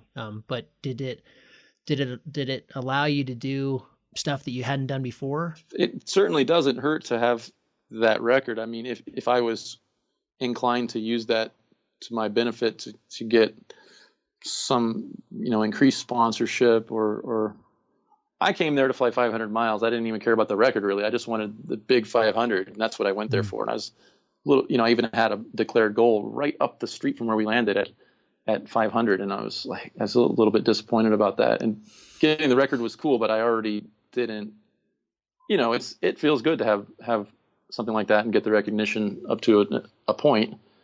But yeah, I already wasn't interested in using it for promotion or anything like that. It's just, it's nice to have. And it's nice to finally beat him at something he's so good at. And yeah. And I know he's still chasing it. I've been watching the news. He goes back there. He's trying. Well, I mean, I have to admit, I was a little nervous when he stayed there, for all those days, but that just reinforced what we all already know. I mean, what you guys know too, is that it's the day. There are good places, but it's the day. And that day, I used to think that day probably happened several times a season, and we just had to be there all of the summer season to get it. But I'm convinced more and more that the day that you get the actual longest flight ever is probably not even once a season. It's probably, it probably doesn't, it sometimes doesn't happen during a summer season. Yeah. So I think you're dead on there. Well, hey, Dustin, it'd be remiss of me to the listeners, especially, to not ask you. I want to get into some technical stuff. I got really excited about talking to you when I was just down in Brazil, and I was hanging out with your buddy Jeff Shapiro, and one of the days that was, good but not great, he got away with a guy named Tyler Bradford, who's been chasing it really hard. He's a Tahoe pilot on Lake Tahoe. And the rest of us all dirted early, which happens a lot there in Quixadá. And when Tyler came back, he said, because I actually never got a chance to fly with Jeff. And as you know, his background's in hang gliding, and now he's just crazy about paragliding. He's chasing it really hard for the last kind of year and a half. And Tyler was amazed with how well he was flying in really light lift. He said it just every single thermal, he was out climbing everybody. And there were some good pilots down in Kishida, and Jeff's pretty new to paragliding. So obviously he was using skills that he'd learned in hang gliding that I think a lot of us don't know how to get. So what was he doing? What can we learn from you guys? What can we be using that maybe we aren't? Well, I mean, I don't talk to him often enough. That's news to me, but that's cool that he's doing so well. And I don't know what he could have. I mean, obviously he gets all of that thermal mapping in his head is from hang gliding. I don't know where he gets the extra edge. Maybe it's because flying in Missoula is not always easy to get up there, and the air is kind of weird, and there's always these inversions and shears, and you would look at the sky and think, well, I'm going to jump off this hill and get to 15 grand, but it just has never happened like that for me there. So maybe flying, that mountain above the university there has helped him a lot. And I mean, obviously he's fully committed to it and traveling constantly to do it. And, that is the definition of being passionate. So he's just taken his hang gliding experience. And I mean, he was on the team repeatedly and doing good in the worlds. And I mean, he was right up there with the best for years. So I'm sure it just transfers right over once he figures out how to keep the wing open and how to launch a thing in sketchy conditions. Mm-hmm. What about lines? He had some really good thoughts. Some of the guys, one morning we were down there talking, and some of the guys were really having trouble with the sync. Part of that, I think, was that, a lot of us were not flatland pilots. And, and when there's a lot of wind, Jeff was explaining that sync and in cloud streets in between them, or, if you're out in the blue hole or something, that sync is tremendously strong. One, it was getting all of us, but I had learned by that point, and because I wasn't, we've all heard like, okay, you get in sync, you turn 45 degrees and you use a lot of bar, and that's kind of what I've thought of for 10 years, and I was learning in Brazil that's not nearly enough. Like well, in that case, I'm screwed, because that's probably what I would tell you is. I was really amazed by it because there's so much wind. It seems wrong going completely cross to the wind. Your glide goes to shit, your speed goes to shit. You're not flying course line. But I found the only thing that was working for me to get out of this stuff was to be extremely aggressive. And Jeff had some thoughts about that. He was explaining, like, if you just keep going like what you're doing and just do it a little bit, that you will never get to the thermal. You're going to blow so much height to go down. So it made me think more about lines, and I just wanted to see what your thoughts were on it, because I think this is, to me, like, I was fascinated to hear when Kriegel was on the show that he doesn't feel like he's a very good climber. And I mean, but to me, climbing is, yes, there are brilliant climbers, but climbing to me is kind of one of these things that everybody can be pretty good at and do okay. To me, it's the gliding.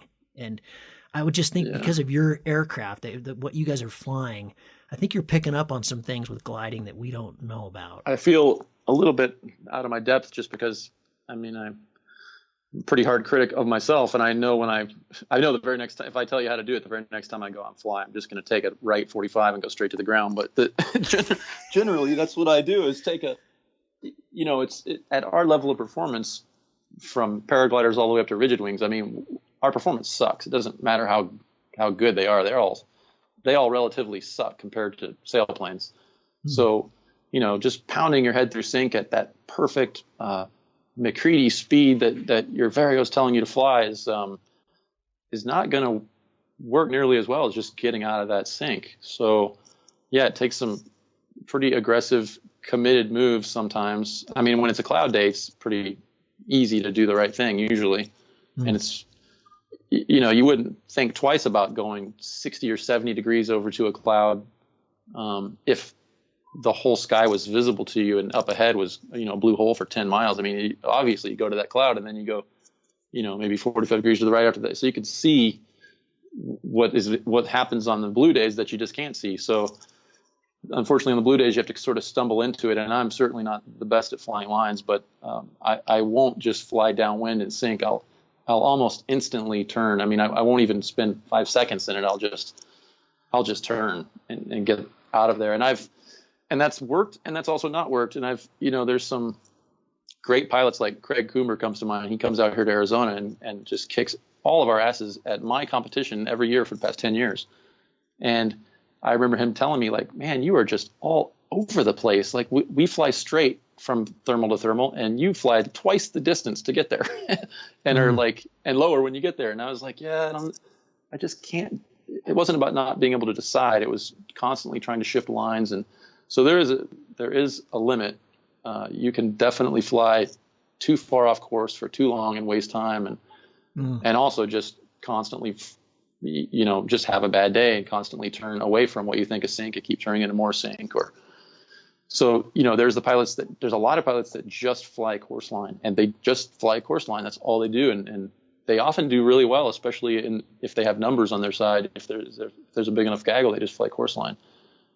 More often than not, I'm penalized by all my hunting around, but I won't stop doing it. And it's because once in a while I'll get a really good line by hunting around like that. And I think for me personally, I need to scale that back a bit. And it sounds like, maybe you hold course line a little more, and Shapiro's advice could come in handy. I mean, if you're flying straight ahead and you hit 1,000 down and it's blowing 20 miles an hour, I mean, yeah, there's not much choice there. You got to get out of it, or you could spend 5 miles in it, Mm-hmm. Yeah, that's what he made me more aware of. And he kind of was using diagrams, and I was like, okay, right. You're never going to get to that. there's a level of magic that you're talking about with some of those pilots that I honestly, I wish I could explain it. And I don't know what they do. And I've flown with a really good paraglider pilot here at my local site, and we've gone on a glide XC together, and he's kicked my ass on glide when I was in my hang glider.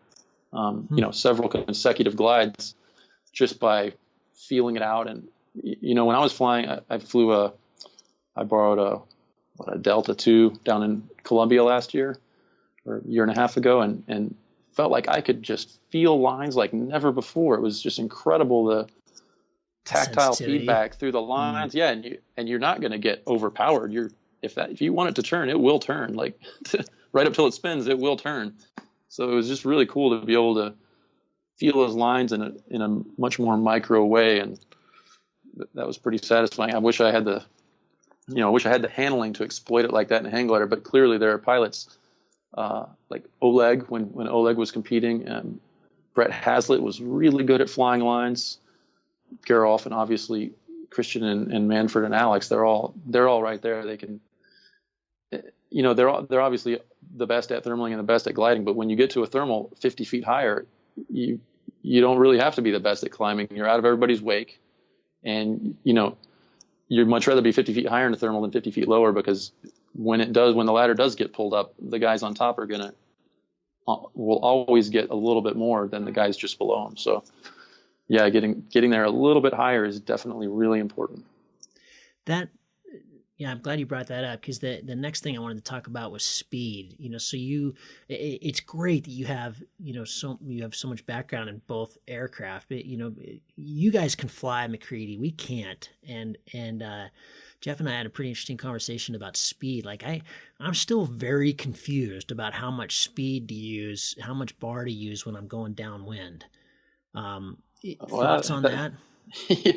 Yeah, I do have some thoughts on that. It's almost like talking religion. So I'll just say my thoughts on it. I remember when I was at Moyes, this pilot Attila Bertok, he probably still works there in some capacity, was flying for them and helping with maybe some minor parts of design, and especially with a larger glider, because he's a big guy. And he actually won the Worlds in Big Spring, Texas. He won the pre-Worlds and the Worlds there consecutively. So he's a pretty good pilot. And I remember I was just a young punk, and he was like, I think I just overheard him talking to someone else about speed to fly in wind. And, explained it to me, and it's like, oh, that makes sense. That it doesn't change at all in wind. It's exactly the same whether there's no wind, headwind, or tailwind. as far as interthermal speeds go during the course of a cross country flight. Now, if you're on final glide and you're trying to get to a point on the ground, then obviously with a tailwind you're going to slow down. But if you're trying to maximize your cross country average speed through the parcel of air through the day, then you can only your craft is only capable of a certain kilometer per hour through that parcel of air, given the lift and the sink. And so since that parcel of air isn't aware that the Earth is below it, and your glider isn't aware of that either, it doesn't change at all. You're flying precisely that same speed all day. Obviously, it's not just a parcel of air. We have trigger points and mountains, and mountain tops we have to cross, and bodies of water, and maybe a cloud is a little bit more anchored to the ground than the parcel of air that's moving around it, and there's some little things like that. But that did stick with me, and I definitely don't alter my speed when there's a lot of tailwind or headwind unless I'm on final glide. So what you're saying is fly best glide, or are you saying fly as fast as you possibly can? Well, fly best speed to fly based on next expected thermal strength. Okay. All right. Gotcha. I mean, and as far as I understand, and I haven't heard anything to convince me otherwise, that doesn't change in a headwind or a tailwind. If your destination is a thermal, if your destination is a point on the ground, it changes. But yeah. Okay, I got you. Okay, interesting. So yeah, that makes perfect sense. Jeff was kind of talking about that in terms of like if you're, and this is a little bit different for hang gliders because you have different starts, in a comp. But if you're flying downwind, he's talking about like if it's the time of the day where the thermals are, things are working pretty well. If you fart around, if you you guys call it pulling rope, right? If you're tucking, going as fast as you possibly can, you get to that next thermal, like you said, seconds faster than the guy behind you, over the course of the day, that could be hours, that could be a couple hours of that. Cause you're going to top out, you're going to go on glide faster, and then you're to the next one faster. And it just keeps adding up, so if you're in survival mode, obviously everything changes. This is when things are working, and you can see the cloud, and you can get to you have pretty high confidence you can get there. Fly fast. Yeah, I mean, when I'm flying with a group of really good pilots, I've tried to hang back at a speed that I thought was more reasonable than what they were flying, and especially in a place as consistent as Big Spring. I remember, flying with a group that included Craig and Kurt and maybe Robin and a bunch of really good pilots, and I was like, man, we are flying like 52 miles an hour between thermals, and this is not right. So after a couple, I was like, this is just crazy. I'm going to slow down. I'm going to go 45. That seems a little more reasonable. And I tried it, and you know what? It didn't, the change in polar at that speed just wasn't significant enough that when they hit that climb, every single time I would get there and I'd be below where I had started relative to them. I would lose a little bit. I was like, this just can't, it's only 800 feet a minute. I mean, we're not supposed to go that fast. And it just convinced me that when you're with a group, you got to stay with the group. And it's hard to outsmart a group that's got, half a dozen people and they're that good. So you just have to, you're not going to win the comp. You're not going to win the day in the first few thermals.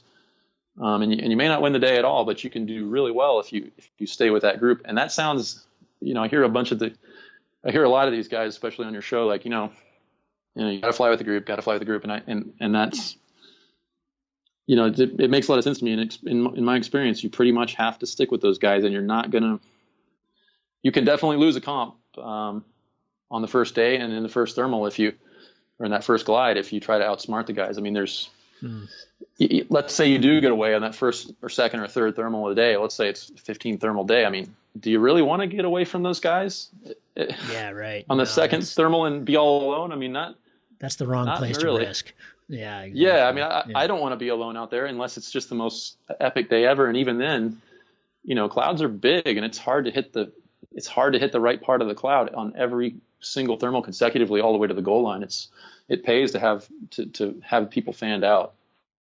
Dustin, I've already taken up way too much of your time, but I got to ask you one more question. Well, maybe a couple, but uh, Jeff, I know you're quiet about this, but Jeff spilled the beans to me that you're also a paraglider. I don't know how much you fly these days, but I would love to know, because you are flying paragliders, what are there things that you brought from hang gliding that maybe wouldn't be obvious, like the tips or advice or from the years that you spent hang gliding, then now you're doing some paragliding. You're like, oh man, those guys should know this.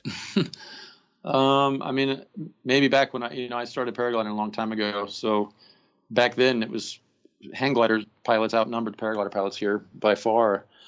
So at that time, maybe I thought we had something to share with them, but the combined community experience of the paraglider pilots is probably already exceeded the hang glider pilots experience. So, I mean, it's the same thing you share with up and coming hang glider pilots is, you just obviously need to once in a while take a step back and check your ego and realize that regardless of what we fly, we're all flying these basically super ultralight aircraft that are pretty unforgiving. I mean, I doubt any pilot out there doesn't know of somebody or many people in the community that have been hurt. So, in my mind, it would just be to just kind of check the passion once in a while and give the conditions a second thought here and there, and just obviously show a high level of respect for something that is fairly unforgiving compared to other activities we could be doing. You mentioned that you were pretty hopped up, kind of early on in your career about comps and stuff, and then that kind of waned. You took a step back from like Cat 1 and Cat 2, and maybe a step back from all of it. Kind of together. Obviously 2012 was a high moment, but have you had lulls that are, I mean, I guess that's what those are, is lulls, but it sounds to me like you still really have the passion for the sport. And have you kind of maintained that all the way through? And if not, how have you been able to kind of come back to it? Yeah, I've still got it. I have what in my mind is kind of like a calmer passion for it right now. I mean, I maybe more appreciative for the process and the moment than I was pretty goal oriented back in the beginning, and now I'm definitely process oriented, and I enjoy all the things around it. And and in the moment in the flight, I look around and I'm like, well, this is pretty badass. Like I'm enjoying myself here, and so that with being a little calmer like that comes turning down certain days that I definitely would have flown on when I was totally obsessed. I flew on some ridiculous days, and Shapiro can attest to that. We've flown on some ridiculous days during comps, and just when we were generally more obsessed with the sport. Because it all worked out well for me, I wouldn't do anything differently, obviously, because the experience is huge. I mean, you can't acquire that level of experience without being totally obsessed, and so I'm thankful for it, and that benefits my recreational flying now hugely. I mean, I fly, a little less often on my own now, but I fly tandems, and I'm in the tow plane all the time down there at our flight park here, and it just factors in. It definitely benefits all of my flying, that experience with different conditions and different states of mind. I mean, I've especially during comps, I've flown in some pretty questionable states of mind and states of hangover or drunkenness. And that just, I'm definitely calmer now. And I'm thankful for the experiences I had, and also for my state of mind now. I feel, just super thankful that I'm able to throw the glider on my car and go out and am capable in flying in pretty much any condition. And it's just nice to know you can go out, you're going to get up, that's that kind of experience, and the skill level you get to from being in comps and being super obsessed is, that's kind of hard to get any other way. So yeah, I'm really glad that it worked out the way it did. Do you see it kind of potentially coming full circle? Are you going to go back to sailplanes, or No, Have you no, already no. No. No, never. I mean, I still fly them once in a great while, and a day off at a comp or whatever if we're just bored. But no, it's far from. It's not even the same thing. It's much more closely related to an airliner than a hang glider. Huh. Because I've never been in one. And you probably heard that I did this podcast with Kevin Brooker, and we were talking about the Perland project, and I'm just fascinated. Now I'm like, God, I got to get into that. But it's so much different. It just doesn't do the same thing for you. Yeah, in my experience, in my own head, they're really cool to think about. It's really cool to think about going out there and plan about going out there and getting in that thing. And it's, they're awesome machines. And, that kind of like distant perspective, like if you're flying a model, looking at the thing, they're sexy. I mean, they're amazing. But the second I close that canopy and I'm just getting baked in there, I'm not so into it. I mean, I like it. It's definitely better than a lot of other things you could be doing, but I'm not passionate about it. And it would be no replacement for the flying that we do, for sure. Okay, last one, and I promise. You said early on that maybe the only thing you would change in your flying career would be to not move up so fast on wings. But I love this question just because I think it brings out some fascinating stuff. But is that really true? Is it like if you could go back to your 50-hour self, and I'm sorry, I know you've listened to this podcast a lot. This probably gets old, but I dig it. It's an interesting question to actually really think about. Yeah, I mean, would that be the only thing you changed, or I mean, do you wish you would have gotten honestly, advice? I wouldn't change a thing in fear of changing everything. I mean, I wouldn't want I wouldn't want to alter a single breath, because what's the? I dig it. Well, if you live by hindsight, we're not. That would imply that you know the that's future, the best and that would be pretty boring. Gotten. I dig it, man. That's awesome. That reminds me of Will Gadd's. I used to ask this question. Like if you got to the pearly gates, what would you want God to say? And he said, "I'm wrong. You get to do it over again." I'm not letting you in. Go back. Yeah. Well, I honestly, I would, out of fear of changing everything, I would change nothing. But but I'm not 100%, because I know that I've got somebody listening to this right now that is very close to me that I'm helping introduce to the sport right now. And yes, do everything differently than I did. Definitely, get the most beginner glider there is, stick with it forever. And, just listen to what I say, not what I did. Right. Yeah. I am not disappointed whatsoever that my significant other, that Maddie, does not want to fly. I took her on a tandem and she was like, yeah, whatever. I was like, perfect. Yes. Great. Yeah. You do a little silent cheer. Exactly. Yeah. Dustin, awesome, man. This has just been a blast. I'm so glad we were able to do this. And thanks, man. Thanks for your time. I really appreciate it. I think that's a good place to end. And man, I got to get out to Arizona and fly with you. I've been watching your stuff for years. That would be really cool. Absolutely, yeah. Any time except summer. Don't come out here in the summer. No, I wouldn't. I live in Sun Valley. I would just die. I'd get off the plane and you'd watch me melt, and you're like, oh, that's it. That's it for Gavin. Yeah. I'm sitting in my sound booth right now, and it's like probably 15 degrees.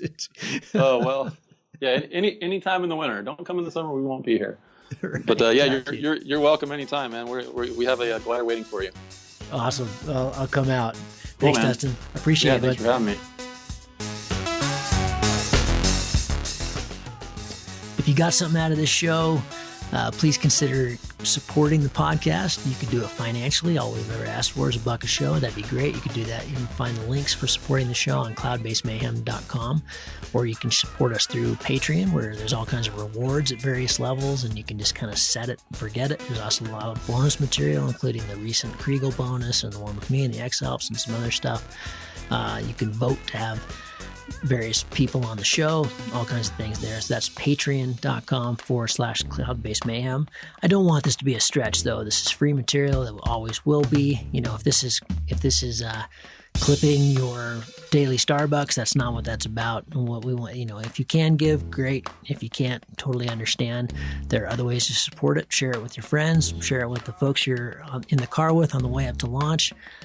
Follow us on Facebook or Instagram or Twitter or any of those kind of things. That also really helps. And as always, it's just about getting it out there. So if you're enjoying the show, pitch in, help us out, and we'll keep bringing more content to you. Thanks very much. We'll see you on the next one. Cheers.